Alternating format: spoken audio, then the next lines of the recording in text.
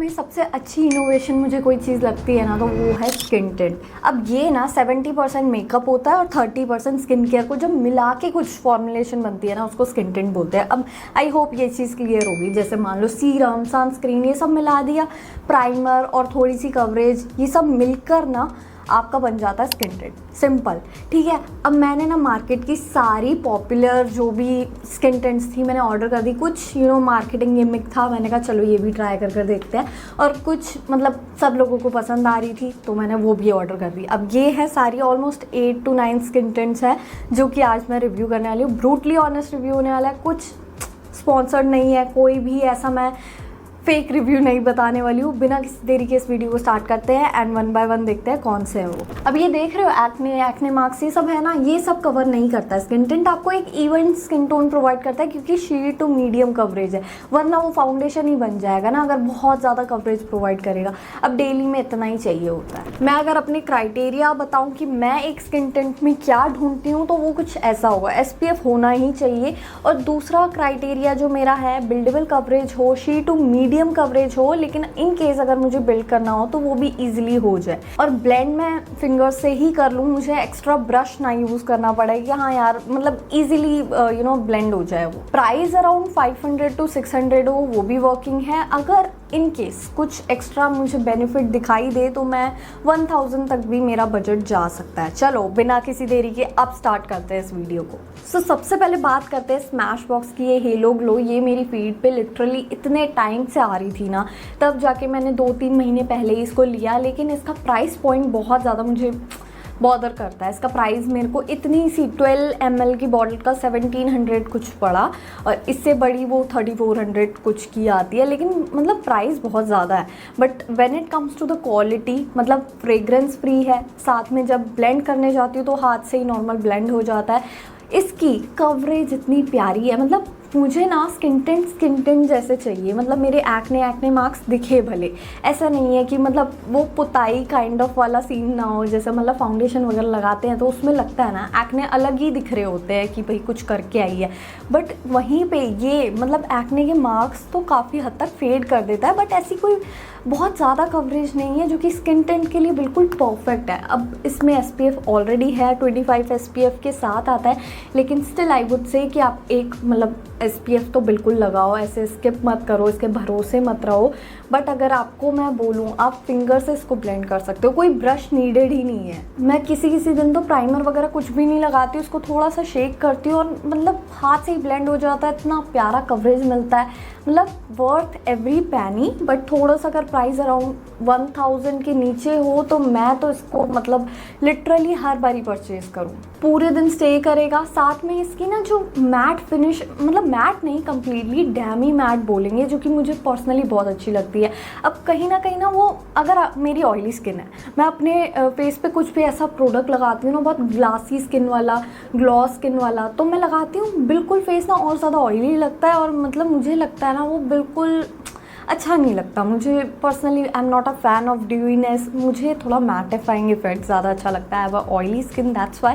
But इसका SPF भी है, सारे पॉइंट्स इसके ठीक है। बस इसका जो एक पॉइंट है वो ये प्राइस ही है। बाकी शेड रेंज भी काफ़ी अच्छी है, आपको हर स्किन टोन, हर शेड से रिलेटेड कुछ ना कुछ समझ आ ही जाएगा, कोई ना कोई शेड्स तो पल्ले पड़ ही जाएंगे। तो ये मैं 10 on 10 बोलूँगी इसको तो। अब हाउस ऑफ मेकअप का तो आपने बहुत नाम सुना होगा, अगर नहीं सुना तो अभी और सुन लो। बहुत ज़्यादा चलती है ये वाली स्किन टिंट, और मेरे को पर्सनली नहीं पसंद क्योंकि बहुत ज़्यादा ड्यूईनेस है। Dry to very dry skin के लिए सूटेबल है, लेकिन अगर आपकी मेरे जैसे ऑयली स्किन है ना, लिटरली बोल रही हूँ, ये बिल्कुल गलती से भी मत लेना। मैंने जब इसको लगाना स्टार्ट करा था, पता नहीं कैसे मेरा फेस ड्यूई लगता था। मैंने कहा चलो ड्यूई तो लग रहा है, चलो ठीक है, लेट इट बी। मैंने कहा सेटिंग पाउडर से सेट कर लूँगी। जब करा तो वापस से ऑयल आ जाए, कोई फ़र्क ही ना पड़े। और उल्टा 2-4 दिन बाद मुझे ब्रेकआउट्स होने स्टार्ट हो गए। तो मतलब मेरे लिए बना ही नहीं है। But in case you have a dry skin और वेरी ड्राई या फिर नॉर्मल स्किन, तो इसके अंदर हाइलुरोनिक एसिड, नायासिनामाइड जैसे काफ़ी अच्छे इंग्रेडिएंट्स हैं, तो ये आपको सूट कर जाएगा। बाकी मुझे इसकी थोड़ी सी स्मेल भी बॉदर कर रही थी, मतलब फ्रेग्रेंस भी नहीं बोलूँगी, काइंड ऑफ काफ़ी केमिकली टाइप की फ्रेग्रेंस, क्या जो भी बोल लो। तो मेरे लिए मुझे ये पसंद नहीं आया उतना ज़्यादा। अब नेक्स्ट ना मेबेलिन की ये फिट मी फ्रेश टिंट की सबसे पहली आई गेस इंडिया में कोई टिंट आई थी तो यही थी वो। लेकिन अगर मैं इसमें बात करूँ, आपको SPF 50 मिल जाता है विच इज़ ग्रेट, और प्राइस पॉइंट भी ये काफ़ी डिसेंट प्राइस बोलूँगी। लेकिन इसकी जो कवरेज है ना, लिटरली मुझे कोई फाउंडेशन जैसी लगती है। मतलब इनका जो मेबेलिन का फाउंडेशन है ना, उससे एक थोड़ी सी कवरेज कम है,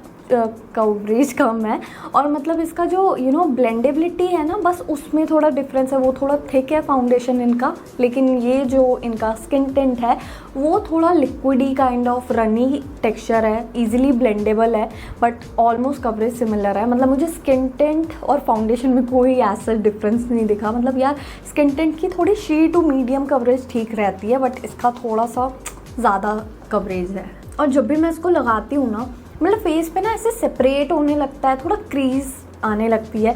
बाकी ये ऑयली और कॉम्बिनेशन स्किन दोनों के लिए सूटेबल है, बट मेरे हिसाब से मैं तो इसको 7 आउट ऑफ 10 रेट करूँगी, क्योंकि एज सच मुझे बस एक लग रहा है कि मैंने मेबेलिन का कोई फाउंडेशन लिया है, बस थोड़ा टेक्सचर थोड़ा लिक्विडी और रनी है, इजीली ब्लेंड हो रहा है, बट एज सच कोई फ़र्क नहीं है, बहुत माइनर सा डिफरेंस देखने को मिलता है। बाकी शेड रेंज भी काफ़ी इनकी कम है। मतलब डार्क स्किन टोन को ना काफ़ी ब्रांड्स कंसिडर ही नहीं करते हैं, मतलब fair to medium skin tone तक के लिए काफ़ी अच्छे शेड्स मिल जाते हैं। जहाँ डार्क स्किन टोन की बारी आती है, स्किन टिंट्स ने बहुत कम, जैसे हाउस ऑफ मेकअप हुआ या स्मैश बॉक्स हुआ, इन्होंने काफ़ी ज़्यादा शेड्स अच्छे निकाले हुए हैं, लेकिन बाकी ब्रांड्स ने शेड रेंज बहुत लिमिटेड दिखाई देती है मुझे। नेक्स्ट ये most viral love child Masaba का ये वाला स्किन टिंट बहुत ज़्यादा वायरल है, लेकिन मैंने इसको 1300 to 1400 में ऑर्डर करा। अगर आपको थोड़ा सा ऐसा है ना कि इसका ब्रश एप्लीकेटर जो है नहीं चाहिए, तब आपको 200-300 कम पड़ जाएगा। वो 1100 का था, लेकिन मैंने सोचा यार इतना अच्छा सा लुक आ रहा है ना, तो मैंने यही वाला ऑर्डर कर लिया। बाकी अगर कवरेज की बात करूँ, बहुत शी कवरेज है, ऐसा नहीं लगेगा आपने बहुत कुछ लगाया है। और इनका क्लेम है कि ना आपको प्राइमर, ना कोई मॉइस्चराइज़र, ना कोई सनस्क्रीन, ना कोई फाउंडेशन लगाने की नीड है, बल्कि आप इसको सिर्फ लगाओगे तो वो सारा काम हो जाएगा। And I mean it. अगर इसका प्राइस अप्रॉक्स 900 होता ना, तो मैं इसको one of the best skin tint में रेकमेंड करती। इसका प्राइस थोड़ा सा हाई है, मतलब डे टू डे में अगर आप लगा रहे हो तो मुश्किल से 15-20 दिन चलेगा, उससे ज़्यादा क्या। अगर आप अच्छा कवरेज, बिल्डेबल कवरेज बनाने की कर रहे हो तो थोड़ा सा प्राइस ही है, but considering all the factors कि ये कितनी ज़्यादा एक ही लेयर में आपकी 4 प्रोडक्ट कंप्लीट कर रहा है, तो आई वुड से बहुत अच्छा ऑप्शन है। और एक ब्लरिंग इफेक्ट भी देखने को मिलता है। मतलब जैसे अब मेरा फेस जो है टेक्सचर्ड है, अब मैं जब भी इसको लगाती हूँ ना, वो टेक्सचर भी कम हो जाता है एक सिंगल लेयर में। ना कोई बहुत हैवी कवरेज, बिल्कुल लाइट वेट लगता है, ऐसा लगता है मैंने मॉइस्चराइज़र लगाया, कोई फाउंडेशन नहीं लगाया, कुछ हैवी मेरे मुंह पे नहीं रख दिया। जब भी मेकअप लगाती हूँ तो ऐसी चीज़ें होती है कि मुझे लगता है यार कब मैं घर जाऊँगी और कब जाके ये मेकअप उतारूँगी। तो इसके साथ ऐसा नहीं लगता मेरे को, मतलब मैं पूरा दिन लगा के नॉर्मल घूम सकती हूँ। ऑलमोस्ट 10 शेड्स अवेलेबल हैं, शेड रेंज काफ़ी अच्छी है, मतलब 10 शेड्स इनफ हैं। ऐसा है मतलब थोड़ा सा ना मतलब गैप है, तो मतलब गैप कैसे बोलूँ, जैसे शेड एक शेड स्टार्ट हो रहा है तो थोड़ा सा ऐसे गैप देकर दूसरे शेड्स हैं, जिसकी वजह से एक परफेक्ट शेड मतलब मिल ही जाता है किसी को भी अगर ढूंढने जाओ तो। अब मुझे ना बहुत ज़्यादा कन्फ्यूजन होती है जब मैं ऑयली स्किन की बात करती हूँ। मतलब अपने लिए मैं ढूंढने कोई प्रोडक्ट जाती हूँ, ज़्यादातर स्किन टिंट जो होते हैं ना, वो मुझे ऐसे ही मिलते हैं कि बहुत ड्यूइनेस, बहुत ज़्यादा शाइनी कर दिया मुंह और अगले ही कुछ दिन में मेरे को ब्रेकआउट्स होना स्टार्ट हो गए। इसके साथ ऐसा नहीं है, मतलब थोड़ा डैमी मैट फिनिश इसमें भी मुझे मिल जाती है। तो ये ऑयली कॉम्बिनेशन स्किन है। इनफैक्ट अगर आपकी ड्राई स्किन है ना, तो ये क्लिंग नहीं करेगा आपके जो ड्राई पैचेस हैं। थोड़े से हाइड्रेटिंग इंग्रेडिएंट्स भी इसके अंदर हैं, जैसे हाइलुरोनिक वगैरह, बहुत सारे इंग्रेडिएंट्स ऐसे हैं। SPF 20 है, लेकिन मेक श्योर आप स्किन टिंट के भरोसे ना रहो, अपना अलग से SPF मतलब लगा लिया करो। अब ये ना मोस्ट अफोर्डेबल स्किन टिंट है, ब्लू हेवन का ये वाला hydrating skin tint, fresh and flawless. अब जब मैंने इसको ऑर्डर करा था ना, इसका प्राइस अप्रॉक्सीमेटली 350 था, बट इसका जो बॉटल है कोई डिफरेंस नहीं है इनके फाउंडेशन के साथ। और सबसे मेजरली मुझे ब्लू हेवन के साथ यही दिक्कत लगती है कि इनके जितने भी शेड रेंज है ना, वो maximum fair to medium skin tone के लिए। मैंने कुछ टाइम पहले मैंने किसी के लिए ना फाउंडेशन मंगाया था डार्क स्किन टोन का। मैंने सोचा ब्लू हेवन का ऑर्डर कर देखते हैं, बहुत ज़्यादा नाम है। अब जब मैंने ऑर्डर करा ना, वो बिल्कुल डार्क स्किन टोन का भी था, स्टिल इतना ज़्यादा वाइटिश काइंड ऑफ आया। सबसे डार्क करा था मैंने तब भी। अब जब मैं इसकी बात करूँ तो ये मतलब प्राइस डिसेंट है, और अगर मैं शेड रेंज की बात करूँ तो 6 ऑलमोस्ट शेड्स हैं, बट वो भी स्टिल फेयर टू मीडियम के लिए हैं, कोई भी ऐसे डार्क स्किन टोन के लिए नहीं है। और अगर मैं इसके टेक्सचर की बात करूँ, बहुत थिक है, फाउंडेशन जैसे, बिल्कुल ऐसा नहीं लगता है कि हाँ मैंने स्किन टिंट लगाया है। जब भी मैं इसको ब्लेंड करने लगती हूँ मेरा हाथ बहुत ज़्यादा मेसी हो जाता है, मुझे ब्रश यूज़ करना ही पड़ता है, कोई ऑप्शन नहीं है मेरे पे। मतलब लगता है ना यार हाथ से सब बहुत वियर्ड हो जाता है। अब स्किन टिंट हो तो फटाफट, जैसे बाकी स्किन टिंट्स होते हैं फटाफट वन गो में हो जाता है, लेकिन इसके साथ थोड़ा सा ये बहुत मैस क्रिएट होता है। बाकी प्राइस बहुत अच्छा है, शेड रेंज भी डिसेंट बोलूँगी। अब अगर मैं आपको ना ऐसा बताऊं कि हाँ यार ब्लेंडेबिलिटी है या नहीं, तो उसमें भी ये फेल होता है। जब भी मैं इसको एक लेयर लगा लेती हूँ एंड आई थिंक कि मुझे सिर्फ कोई एक्स्ट्रा प्रोडक्ट नहीं चाहिए, I want to use a skin tint only. और जब मैं इसको लगाती हूँ ना, वो लिटरली जैसे स्वेटिंग के बाद ऐसे पैचेस हो जाते हैं ना, मतलब स्किन ऐसे सेपरेट होने लगता है ना फाउंडेशन या कोई भी हमारा बेस प्रोडक्ट, तो सेम वैसा लगता है। अगर आप इसको बिल्ड करने की करोगे तो भूल के भी बिल्ड मत करना, मतलब आप एक सिंगल लेयर लगाओ, दैट्स इट। और मेक श्योर थोड़ा एक शेड लाइटर ही लो, क्योंकि ये थोड़े टाइम बाद विदिन 1 आवर ये बिल्कुल ऑक्सीडाइज होने लगता है, तो थोड़ा सा वो दिक्कत इसके साथ रहती है। अब नेक्स्ट ना, ये सेलेक्ट की Swiss beauty select super radiant skin tint है। ये मेरी बहुत ज़्यादा फेवरेट है, बस फ़र्क ये है ये मेरी स्किन टाइप के लिए बनी ही नहीं है, तब भी मुझे ये बहुत पसंद है। अब जब मैंने इसको स्टार्ट करा था ना यूज़ करना, थोड़ा सा मेरा ना फेस ज़्यादा ही ड्यूई लग रहा था, और कि मुझे बिल्कुल भी नहीं पसंद, क्योंकि ऑयली स्किन पे ड्यूईनेस मतलब बिल्कुल